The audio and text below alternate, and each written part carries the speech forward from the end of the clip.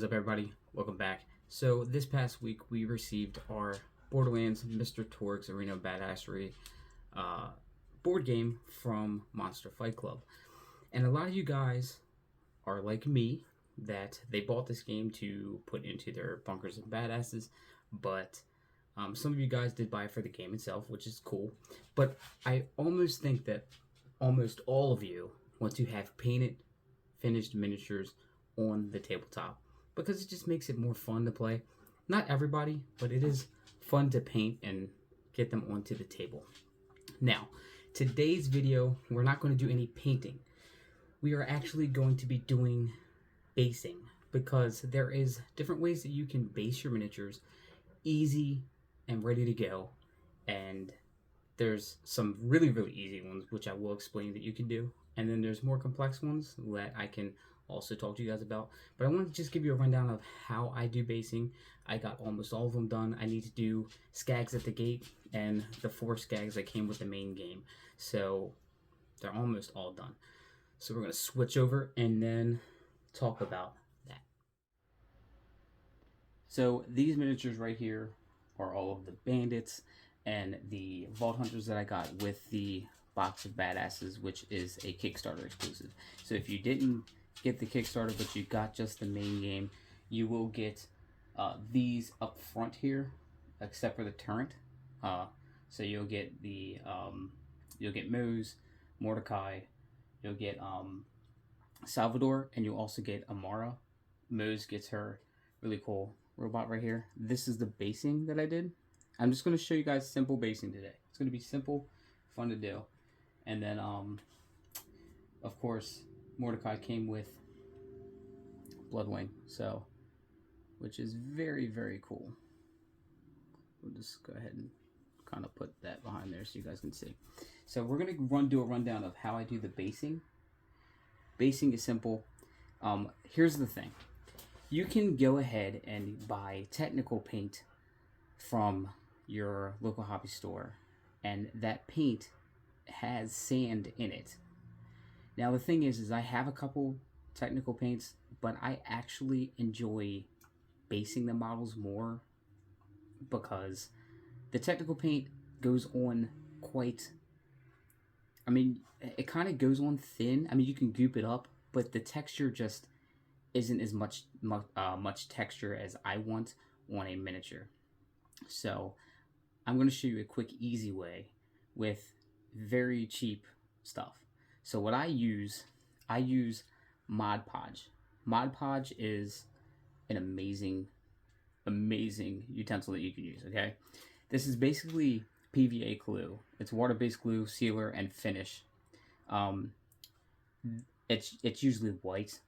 I mix it with black acrylic paint, which is basically a it's a black magic craft kind of thing. He does this, so it's very cool to mix it with it. It kind of makes it better when you're trying to base it, because if it's a white glue, I feel like you can see it more.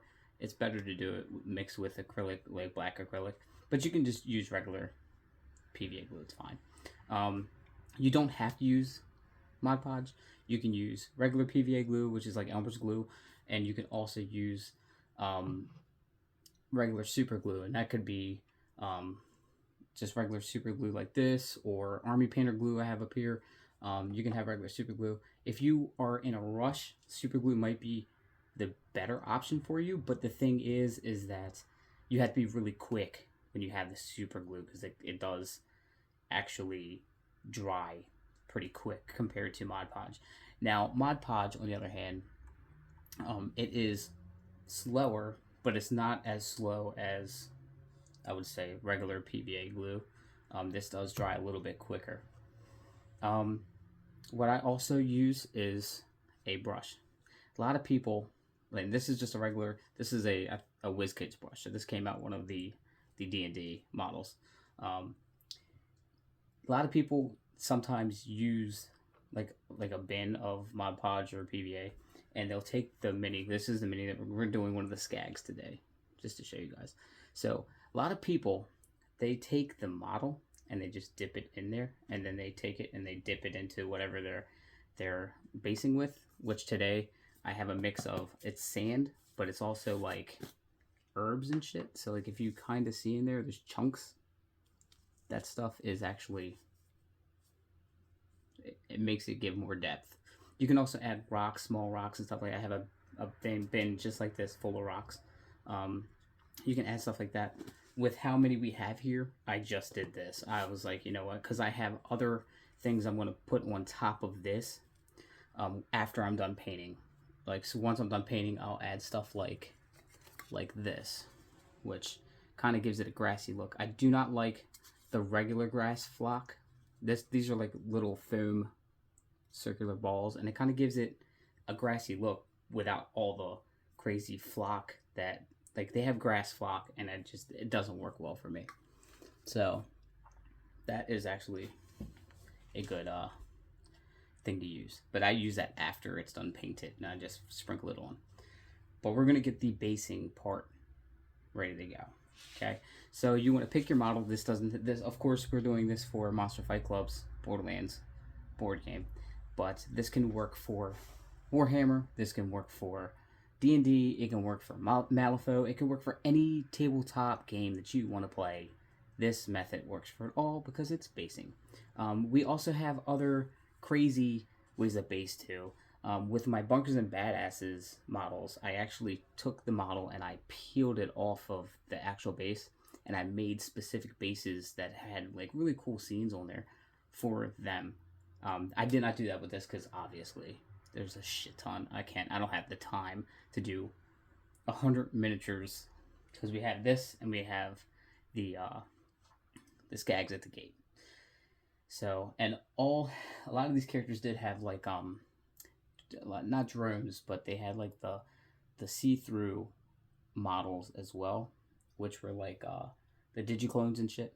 I just left them then. I'm not gonna put anything on them. They're just gonna be digiclone models. They're not gonna get painted. But yes, pick your model, and what you want to do is open up your PVA glue.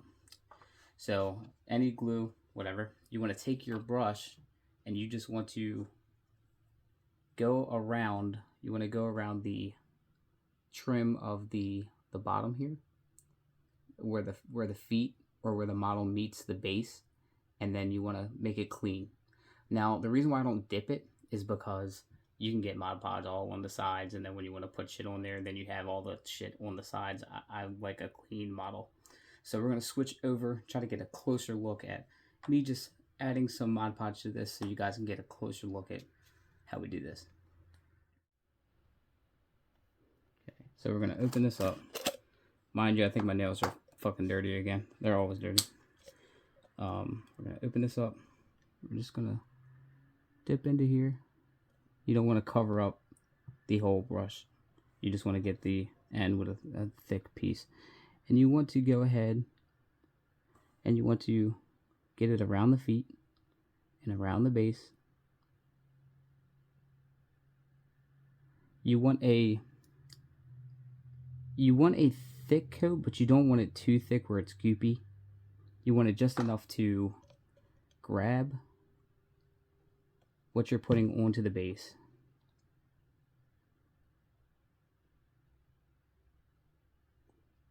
You want it just enough to grab what you're putting onto the base so that it doesn't go anywhere. This is not going to be the final step. You don't just put everything on there and it's done either. Because at the end, you have to lock all of this stuff in. Because eventually, if you just leave it with PVA or Mod Podge or anything, even using crazy glue or stuff like that, there is chances that it can chip off or fall off. So you want to seal it in some sort of way. Now, I have a process that seals it multiple ways, and I'm going to tell you guys why I do it this way. A lot of people actually base at the end too. I don't like doing that. I like to get the base ready to go, so once I prime it, it's primed with the base. Some people, depending on the base, they don't want to do that because they don't want to have to paint over. But usually grass tufts and shit like that, you add at the very end anyway. Even if you paint it first or last. Grass tufts and shit will be added at the very end. So now that the Mod Podge is on there, and you have it around the whole model, and it looks good. We got a little bit thin right here. You wanna? I think my light is acting up too, so I don't know if it's getting dim or bright for you guys. So now that that is on there, right, which is here, we can now open our sand up. It could be sand, it could be dirt, it could be anything dry and earthy. You can technically get free basing. Basically, you can go out back, you can go to a beach, you can go anywhere. If you do use dirt, you would want to bake the dirt in an oven. You see how I did that? I tapped the back, I dipped it, tapped it to get all the excess shit off. We don't want that piece on there. And that's simply it. You want to brush the brim off. And that's it. That's basically a miniature based. Gives it some texture. And you're good to go. Now, this is how we lock it in. So to seal it in, what you want to do is you want to take regular Elmer's glue and you want to mix it with water. So you mix it in a little container or whatever, and then you dip your brush in there, and then, that's the point where you can dip it all in there. It'll seal everything. It'll be ready to go. So we did just do this one. The best thing to do is let this sit for a little bit, let it dry. So 20-30 minutes, you should be good. In the meantime, usually when you're doing a bunch of stuff like this, you could go all the way down basing and then just go to the beginning and start doing this process. But right now, what we're going to do is we are going to do it on one of the other skags. I already have the stuff ready to go. So it's the same type of skag, different model, obviously, same type of basing. We're going to go ahead and do this. So I'm going to open up this mix that I did and then just show you how to seal it. So we have our mix right here. You want to take your brush, which this one technically should be washed off because I have Mod Podge on it, but it's the same type of shit, so it's not really that big of a deal. We're going to dip it in here, and you want to kind of soak the model. So you're not going to see much of it get on there. You want to get a lot of this on here. It's going to look very wet when you're doing this, but once it actually dries, it's going to be pretty hard. Now the process after this that kind of helps seal it in would be your priming. When you prime, it puts a layer on top of this. So you got the prime, and then you can paint, and then you're basically good to go.